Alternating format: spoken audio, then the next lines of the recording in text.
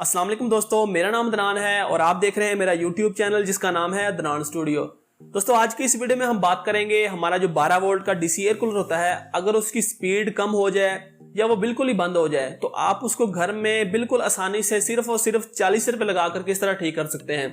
तो मैंने जब से ये चैनल स्टार्ट किया है, खासकर ये जो गर्मियों का सीजन स्टार्ट हुआ है, मुझे व्हाट्सएप पर इतनी ज़्यादा लोगों की रिक्वेस्ट आ रही थी कि उनके जो 12 वोल्ट के डीसी एयर कूलर थे जो उन्होंने पिछले सीजन में खरीदे थे, इस दफ़ा जब वो उनको चलाने लगे हैं या तो उसकी स्पीड बिल्कुल कम है या वो बिल्कुल ही बंद है, चलते ही नहीं है।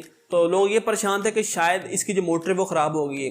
लेकिन मैंने इतने सारे लोगों को इसका हल बताया और आज ऐसा करना हुआ कि जो मेरे पास कूलर लगे हुए थे उनमें से एक कूलर का वो पहले तो बिल्कुल स्लो चलता था, तो सिर्फ वक्त ना होने की वजह से मैं उसको ठीक नहीं कर सका, लेकिन आज उसने बिल्कुल ही जवाब दे दिया है। तो मैंने सोचा मैं आज इसकी वीडियो बनाकर आप दोस्तों के साथ भी शेयर कर दूं ताकि आप खुद भी घर में, अगर आपके पास भी एयर कूलर मौजूद है तो आप भी उसको बड़ी आसानी से इसको ठीक कर सकें। तो चलिए दोस्तों वीडियो की शुरू करते हैं। चैनल को सब्सक्राइब करके साथ में लगे हुए घंटी के निशान को भी दबा दें ताकि मेरी आइंदा आने वाली हर वीडियो सबसे पहले आपको मिले। तो दोस्तों जैसा कि ये आप एयर कूलर देख सकते हैं, ये 12 वोल्ट डीसी में एयर कूलर है, लेकिन मैंने इसको 220 वोल्ट के ऊपर कन्वर्ट किया हुआ है। मैंने इसके अंदर एक कंप्यूटर की पावर सप्लाई लगाई हुई है जिसका मकसद ये होता है कि वो 220 वोल्ट लेकर आगे 12 वोल्ट आउटपुट देती है। तो उससे ये होता है कि वो अगर आपने बिजली पर चलाना हो तो आप उसके थ्रू चला सकते हैं, अगर आपने बैटरी पर चलाना हो तो इसे आप डायरेक्ट भी चला सकते हैं। तो जैसा कि आप देख सकते हैं, मैंने जैसे इसको ऑन किया है इसकी पावर सप्लाई को, इसका फैन ऑन नहीं हुआ लेकिन इसके अंदर लगा हुआ जो पानी वाला पंप है वो ऑन हो गया है। मैं आपको साइडों में दिखा भी देता हूँ कि पानी वाला पंप ऑन होते ही साइडों में पानी आना भी शुरू हो गया है और जालियों में भी पानी आना शुरू हो गया है। लेकिन दोस्तों जैसा कि आप देख सकते हैं, अभी तक इसका जो पंखा है वो बिल्कुल भी नहीं चला।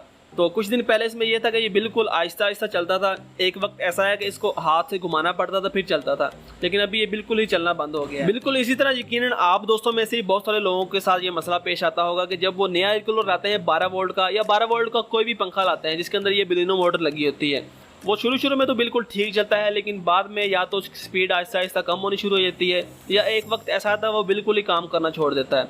तो अभी आप देख सकते हैं मैं इसकी जो मोटर है वो पंखे समेत लेकर आया हूँ। अभी फिर से मैं आपको ये चेक करवा देता हूँ। ये मेरे पास बैटरी को तार लगी है वो मैं आपको दिखाता हूँ कि इसके साथ स्पार्किंग करके कि इसमें अभी करंट आ रहा है। इस तार के अंदर दोस्तों 12 वोल्ट की सप्लाई आ रही है जो कि मैंने एक बैटरी के साथ इसका दूसरा सिरा अटैच किया है। तो मैं इस तार को इस मोटर की अंदर से आने वाली तारों के साथ अटैच करके आपको दिखा रहा हूँ कि इसके अंदर कोई हरकत नहीं हो रही अभी। तो इसको हमें खोल कर देखना पड़ेगा कि इसके अंदर क्या मसला है और उसे किस तरह ठीक कर सकते हैं। इसको खोलने के लिए भी बिल्कुल दोस्तों आसान तरीका है कि इसके ऊपर लॉक लगे होते हैं। उसको आपने किसी भी चीज़ के साथ, कोई भी चीज़ आपके पास मौजूद हो, कोई टेस्टर मौजूद हो, कोई पेचकस मौजूद हो, कोई भी चीज़ जिसके साथ आप उसको आसानी से खोल सकें, तो इसको आप खोल सकते हैं। इसके लॉक खोलने के बाद दोस्तों इसको आपने अलग-अलग कर लेना है। जिस तरह आप देख सकते हैं बिल्कुल आसानी से हमने इसको अलग-अलग कर लिया है।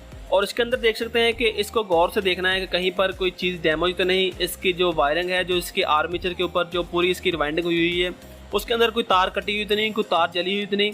तो ये जो मोटर है दोस्तों 12 वोल्ट की, इसको बलिनो मोटर कहते हैं। इसके साथ दोस्तों बहुत ही कम देखने को मिलता है कि ये मोटर जल जाए, लेकिन जहाँ तक इस मोटर की बात है, अगर ये प्योर कॉपर में हो, जिस तरह आप देख सकते हैं ये प्योर कॉपर में मोटर है और ये तकरीबन पिछले 2.5-3 साल से चल रही है। इसको मैंने बैटरी के साथ भी लगाया है। एक बैटरी जो 12 वोल्ट की होती है, जब वो फुल चार्ज होती है तब उसके वोल्टेज 13.5 से 14 वोल्ट होते हैं। मैंने उसके ऊपर भी इसको चलाया है। मैंने 150 वाट के पैनल के ऊपर भी इसको चलाया हुआ है जिसके वोल्टेज 18 से 19 वोल्ट होते हैं। इसके अलावा मैंने इसको पावर सप्लाई के साथ भी चलाया है, इसको लगातार सारा दिन भी चलाया है, सारी रात भी चलाया है। कहने का मतलब है कि इसको मैंने हर तरह से चेक किया है, ये जल्दी नहीं। इसके साथ दोस्तों सिर्फ एक मसला आता है जो कि आप अगर किसी कारीगर को ये मोटर देंगे रिपेयरिंग के लिए, तो वो मैंने ये ट्राई किया हुआ, वो 400 से 450 रुपये मांगते हैं। तो आप देख सकते हैं इसके अंदर 2 यहाँ पर कार्बन लगे होते हैं। इसके अंदर मैं आपको खोल कर दिखाता हूँ, दोनों साइडों में लगे होते हैं 2 जो इसके अंदर तारें एंटर होती हैं, एक जमा की एक माइनस की। उन दोनों तारों से जो 12 वोल्ट की सप्लाई आती है, जो 12 वोल्ट का हम करंट देते हैं, उसको इस मोटर के आर्मेचर तक पहुंचाने के लिए ये कार्बन इस्तेमाल होते हैं। तो इन कार्बन को मैं आपको बाहर निकाल कर दिखाता हूँ। इसके पीछे एक स्प्रिंग लगाता है जो कि इसको इस आर्मेचर की तरफ धकेलता है ताकि जब ये इस आर्मेचर के साथ अटैच हो तो आर्मेचर तक सप्लाई पहुंचे, तो फिर ये मोटर घूमती है। तो सबसे पहले मैं इसको बाहर निकाल कर दिखाता हूँ। इसके पीछे एक लॉक लगते हैं 2 जो कि मैंने तोड़ दिए हैं और बाद में इसका भी आपको जुगाड़ दिखाऊंगा। अगर आपसे भी ये लॉक टूट जाए तो आप किस तरह इसको भी ठीक कर सकते हैं। तो दोस्तों जैसा कि ये आप देख सकते हैं, ये मेरे पास जो मोटर है ये 2.5 से 3 साल पुरानी है। पुरानी होने की वजह से इसके अंदर जो कार्बन थे वो तो खराब हो ही गए थे, लेकिन उसके पीछे जो स्प्रिंग लगा होता है जो कि इन कार्बन को इस मोटर की तरफ, इसके आर्मेचर की तरफ धकेलता है, तो वो भी ख़राब हो गया था, जिसकी वजह से ये उसके साथ अटैच नहीं हो रहे थे और हमारी मोटर नहीं चल रही थी। तो मैंने आप देख सकते हैं मैंने इसके दोनों कार्बन जो है वो बाहर निकाल लिए हैं। अभी मैं आपको दिखाता हूँ ये दिखने में कैसे हैं। उससे पहले हम इसके कनेक्शन काट लें जो कि इस कार्बन से इस मोटर के जो अंदर जो 12 वोल्ट की तार आ रही है उसके साथ अटैच हैं, उसको हम काट कर इनको अलहदा कर लेते हैं। और इसकी जगह पर दोस्तों हमने नए कार्बन लाकर डाल देने हैं। अब नए कार्बन मिलते कहाँ से हैं और कितने के मिलते हैं ये मैं आपको बता दूं कि आपने अपने शहर में पता करना है। कोई भी इलेक्ट्रिक की शॉप है जिनके पास ग्राइंडर और ड्रिल मशीन का सामान होता है, उनके कार्बन होते हैं या उनका हार्डवेयर का कोई भी सामान होता है, या किसी भी आपने हार्डवेयर की दुकान से पता कर लेना है। आपने ये कार्बन निकाल कर ले जाने हैं, उनको दिखाना है, ये आपको वहाँ से ईजिली मिल जाएंगे 30 से 40 रुपए के। अगर ये बिल्कुल सेम इसी तरह के ना मिले तो कोई भी इनसे मिलते जुलते भी हों वो भी आपने लेकर इसके अंदर ले डाल देने हैं। तो मैं जो कार्बन लेके आया मैं आपको दिखाता हूँ। मैं ये लेके आऊँ कार्बन जो कि एक ग्राइंडर मशीन के हैं, ये मुझे 40 रुपए के मिले हैं। आपके शहर में ये आपको इससे सस्ते भी मिल सकते हैं क्योंकि यहाँ से मैंने ये लोकल दुकान से खरीदे हैं, यहाँ से मुझे ये 40 रुपए के 2 मिले हैं। लेकिन दोस्तों यहाँ पर एक और मसला पेश ये आ गया है कि ये जो कार्बन मैं लेकर आया हूँ, एक तो मुझे मिले सिर्फ यही, इसके अलावा और कोई कार्बन नहीं पड़े थे उनके पास।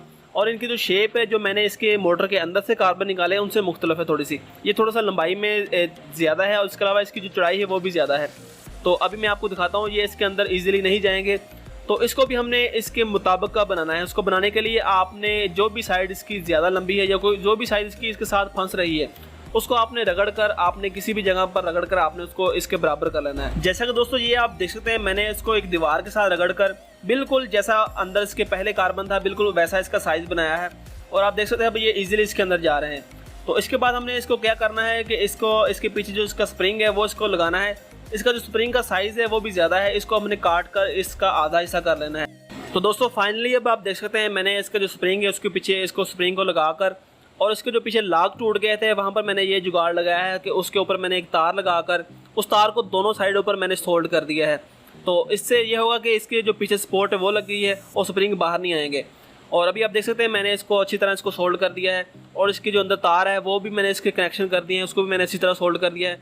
इसके बाद दोस्तों आपने इस मोटर को बिल्कुल वैसे ही फिट कर लेना है जिस तरह आपने इसको खोला था। तो आप देख सकते हैं मैं इसको घुमाकर भी चेक कर रहा हूँ कि कहीं पर कोई मसला तो नहीं, तो ये बिल्कुल ठीक ठाक घूम रही है। तो अभी मैं इसके जो लॉक है वो भी आपने बिल्कुल वैसे लगा देना है जिस तरह आपने इसके लॉक खोले थे।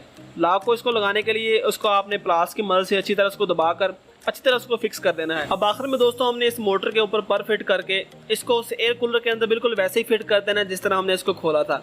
और उसके बाद हम इसको चला कर देखते हैं कि क्या ये चलती भी है या नहीं। तो आप देख सकते हैं मैंने इसका जो सप्लाई का स्विच है वो मैंने इसके बोर्ड के अंदर लगा दिया है और जैसे ही मैंने इसको ऑन किया है ये मोटर हमारी बिल्कुल चल गई और इसकी स्पीड भी बिल्कुल ऐसी होगी जैसे बिल्कुल न्यू मोटर होती है। मैं भी आपको इसकी स्पीड भी दिखाता हूँ, इसका एयर थ्रू भी दिखाता हूँ। अभी आप देख सकते हैं अभी आपको इसका जो स्पीड वो नज़र नहीं आ रही होगी, लेकिन मैं अभी आपको इसकी आवाज़ भी सुनाता हूँ क्योंकि बाज़ को ऐसा होता है कि कैमरे में स्पीड नज़र नहीं आती, लेकिन आवाज़ के ज़रिए आपको अंदाज़ा हो जाएगा कि इसकी स्पीड कैसी है। और इस मोटर को आप देख सकते हैं हमारा सिर्फ और सिर्फ 40 रुपये इसके ऊपर खर्चा है जो कि सिर्फ इसके अंदर हमने कार्बन फिट किए हैं। इसी तरह दोस्तों आप भी बड़ी आसानी से अपने एयर कूलर की मोटर को बिल्कुल ठीक कर सकते हैं।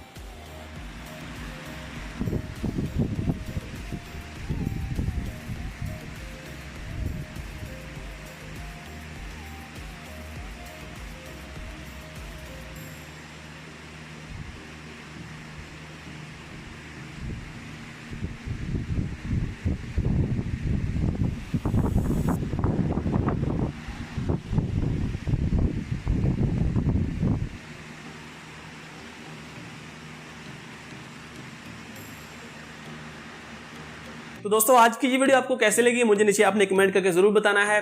तो अगर आपको ये वीडियो पसंद आई हो दोस्तों तो वीडियो को लाइक कर दें, अपने दोस्तों के साथ भी ये इन्फॉर्मेशन शेयर कर दें ताकि ज़्यादा से ज़्यादा लोगों का इससे फ़ायदा हो। और अभी तक अगर आपने हमारे चैनल को सब्सक्राइब नहीं किया तो यहाँ पर लगे हुए बटन को दबाकर आप हमारे चैनल को भी सब्सक्राइब कर सकते हैं। अपना बहुत सारा ख्याल रखिएगा दोस्तों, दुआ में याद रखिएगा। अल्लाह हाफिज़।